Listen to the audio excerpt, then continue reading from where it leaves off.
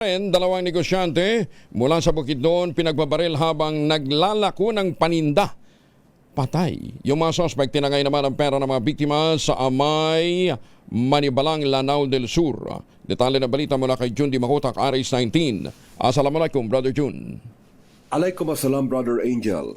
Hindi na nakabalik pa ng buhay sa kani-kanilang pamilya sa Bukidnon ang dalawang lalaki matapos pagbabarilin patay habang naglalako ng kabinet sa Amay Manabilang o dating Bumbaran sa Lanao del Sur.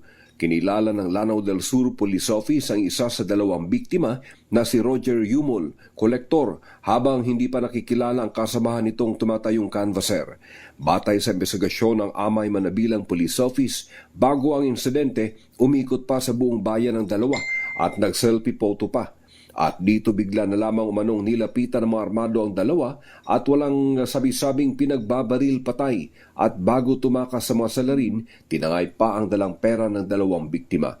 Nagpapatuloy ang investigasyon at manhunt operation habang nakuha na ng kani-kanilang pamilya ang bangkay ng dalawa at nananawagan ng hustisya mga ito sa malupit na sinapit ng kanilang mahal sa buhay sa kamay ng mga gumagalang kriminal sa Bumbaran, Lanao del Sur.